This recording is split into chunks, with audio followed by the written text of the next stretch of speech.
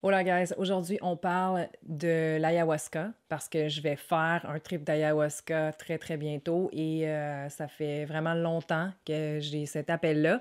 Puis je me suis dit que ça serait une bonne idée d'en parler avant mon trip, puis après ça de voir la différence entre mes attentes, le pourquoi je le fais versus ce que j'en ai retiré par la suite et de vous en informer parce que c'est ce que je fais depuis des années, vous partager mes expériences de libération physique et mentale. Premièrement, l'ayahuasca, pour ceux qui ne savent pas, vient du Pérou à la base et est utilisé comme médecine et non comme drogue depuis des centaines d'années déjà par les tribus aborigènes, les chamans, etc. Là, maintenant, les touristes, obviously, parce que c'est rendu quelque chose qui est extrêmement touristique par son efficacité et parce qu'on est dans une société qui veut tout et maintenant sans avoir à faire le travail interne pendant des années. Donc, l'ayahuasca permet un certain travail assez rapide. C'est à la base une feuille et, ben, une feuille, pas une feuille, là, mais la feuille et la vigne de deux plantes individuelles qui, mixées ensemble, donnent de puissantes hallucinations et révélations qui nous fait sentir comme si on était dans un rêve éveillé, mais qui est beaucoup plus puissant ou différent des champignons et de l'acide. Et d'autres drogues, je veux dire, la liste serait longue. Là. Pour prendre l'ayahuasca, il faut d'abord avoir fait une diète assez stricte une semaine avant et après minimum. Et cette diète-là consiste majoritairement à une diète qui est vegan, mais il y a aussi des éléments vegan qui ne peuvent pas être pris parce qu'ils peuvent être contre-indiqués, là, fucker l'effet de l'ayahuasca et avoir des effets indésirables sur nous-mêmes. Donc, c'est important de respecter cette diète-là parce qu'elle peut avoir des effets aussi sur notre expérience quand on prend l'ayahuasca. Ça comprend aussi les relations sexuelles, les émissions violentes ou tout ce qui pourrait nous faire perdre notre énergie vitale avant et après cette expérience parce qu'on va être le plus possible connecté à nous-mêmes et donc connecté à l'expérience et au learning dans la cérémonie. Ça fait déjà 4 ans que j'entends l'appel de l'ayahuasca et là, quand je dis j'entends l'appel, je sais que je peux sonner vraiment hippie, mais it's a thing. Quand vous en êtes rendu là, quand vous sentez que c'est ce qu'il vous faudrait comme médecine, vous le sentez en dedans de vous, vous entendez des vidéos qui en parlent. C'est comme si ça croisait votre chemin constamment, vous rencontrez des personnes qui en ont pris, qui vous expliquent l'expérience, puis surtout, ça vous parle, vous avez envie d'expérimenter ça, vous sentez le besoin et l'appel. Tandis que je connais certaines personnes qui savent que ça existe, puis qui n'ont aucunement le goût de prendre ça, qui ont beaucoup trop peur pour le faire, qui sont peut-être pas rendus là dans leur vie ou qui en prendront jamais parce qu'ils ne sentent pas cet appel-là, ce deep besoin de faire l'ayahuasca. Et la raison pourquoi j'ai toujours pas fait de l'ayahuasca jusqu'à présent, c'est qu'il faut s'y prendre hyper d'avance ou en faire random dans une jungle louche, puis ça, c'est vraiment pas mon style. Personnellement, j'ai besoin de me sentir safe parce que c'est une drogue très puissante. J'ai besoin, idéalement, d'être dans mon pays ou encore avec des médecins sur place et des bonnes reviews aussi de gens qui sont allés. Et ça, ben, c'est pas donné puis c'est dur à trouver. J'ai enfin trouvé l'endroit où j'allais faire de l'ayahuasca. Je me suis inscrite il y a 4 mois déjà parce qu'il y avait une bonne liste d'attente, mais je m'apprête à y aller très prochainement. Et l'endroit où je vais aller va rester secret, privé, parce qu'au Canada, on n'a pas le droit de faire de l'ayahuasca, sauf si c'est sous titre religieux, puis il y a, je pense, un ou deux endroits qui ont vraiment le droit. Donc, je vais vous les laisser dans la description.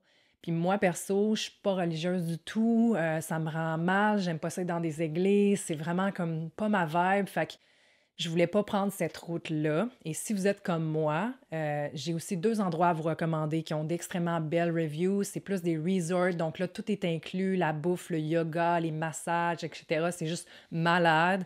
Puis il y a tellement de monde qui sont allés là puis qui ont vécu des expériences extraordinaires parce que tu es vraiment un peu pris par la main de A à Z, l'expérience que tu vas avoir. Il y a des coachs, il y a des médecins. Moi, c'est vraiment les deux endroits, un des deux endroits que j'aurais choisi. Puis peut-être que dans le futur, c'est là que je vais aller. Je vais vous les laisser dans la description pour faire vos propres recherches et si ça vous intéresse d'y aller. Mais c'est aussi des endroits où vous devez réserver d'avance, comme pas mal partout. Une fois que vous avez trouvé l'endroit où vous désirez faire l'ayahuasca, vous ne serez probablement pas seul. Il va y avoir à peu près 8 à 40 personnes comme vous qui veulent faire la même chose au même moment. Ça dépend juste de l'endroit que vous avez choisi. Mais bref, dans cet endroit-là, il va y avoir un endroit dédié à la cérémonie avec des matelas au sol, etc. Et la cérémonie se passe de soir, probablement pour qu'on soit plus dans notre monde, qu'on voit moins ce qui se passe autour, mais c'est peut-être aussi juste une question de tradition. L'ayahuasca, comme telle, est une boisson qui va être servie, qui apparemment est dégoûtante, qui a des effets qui durent environ 8 heures. Donc, on on dort pas beaucoup dans une cérémonie. Cette boisson-là a des effets d'hallucination, de vomissement et ou chiasse et de révélations qui peuvent être plus ou moins plaisantes, mais il y a des chamans, des guides qui sont là pour vous aider tout au long de votre expérience. Même si certains font cette médecine par curiosité, la plupart des gens qui la font ont entendu l'appel et cherchent une certaine délivrance ou du moins réponse à leurs questions existentielles.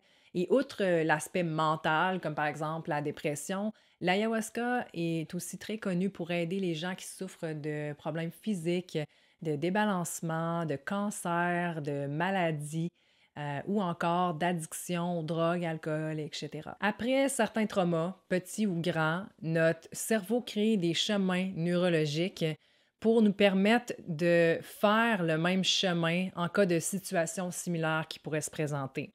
C'est normalement ce qui nous sert à fonctionner dans la vie, mais ça peut nous nuire parce qu'avec les années, ce chemin-là se renforce à chaque fois qu'une situation similaire se présente et ça peut devenir notre seule façon d'interpréter et d'agir en fonction d'une situation donnée. Même si je suis une femme forte, ouverte, intelligente, qui accomplit toujours plein de projets, j'ai depuis longtemps des pensées suicidaires qui reviennent dans les moments difficiles.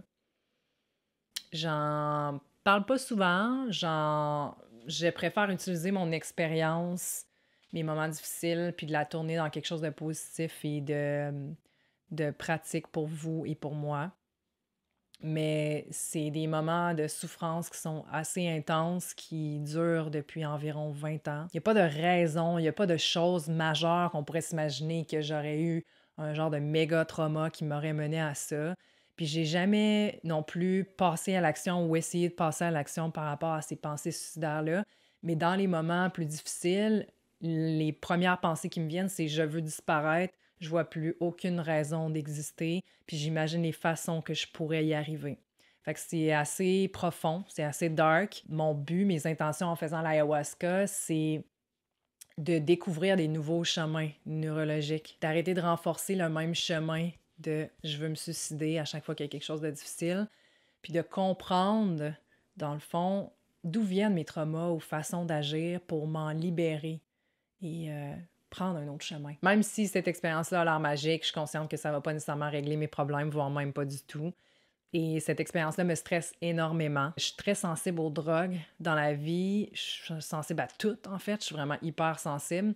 Fait que j'ai peur de perdre le contrôle aussi. Je suis comme quelqu'un qui a besoin d'avoir le contrôle. J'ai peur de battre triper.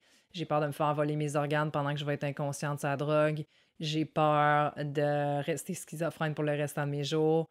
Parce que non, l'ayahuasca n'est pas sans risque.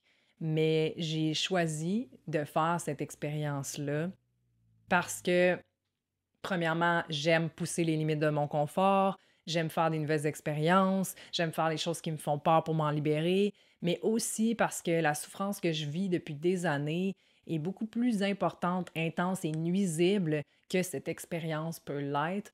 En tout cas, je l'espère. C'est fucké parce que depuis que je me suis inscrite à faire cette expérience-là, je sens, depuis les 4 derniers mois, que l'ayahuasca travaille déjà dans ma vie sans l'avoir prise. Et je sais que ça peut paraître vraiment hippie, là, mais j'avais entendu une fille parler de son expérience d'ayahuasca dans un podcast qui expliquait ce fait-là et ça fait tellement de sens pour moi. Puis à la base, oui, la vie a toujours notre bac, puis il va nous amener des expériences qui vont nous aider à grandir, mais moi, je sens beaucoup qu'il faut que je prenne action, que je fasse ces changements-là dans ma vie. Tandis que là, c'est vraiment venu naturellement en demandant à l'univers de m'ouvrir une porte. J'attendais que la porte s'ouvre puis que les choses se passent dans ma vie parce que j'étais pas bien. Je broyais souvent sur mon yoga mat puis j'étais comme « What's going on? » En tout cas, j'irai pas dans les détails de qu'est-ce qui s'est changé drastiquement dans ma vie. Peut-être après avoir fait l'expérience d'ayahuasca, je vais avoir plus de révélations de raisons pourquoi. Puis je vous expliquerai qu'est-ce qui a changé autant, qu'est-ce qui se passe dans ma vie présentement qui me fait dire ça. Mais je me sens vraiment protégée par une énergie qui est là, déjà. It's weird.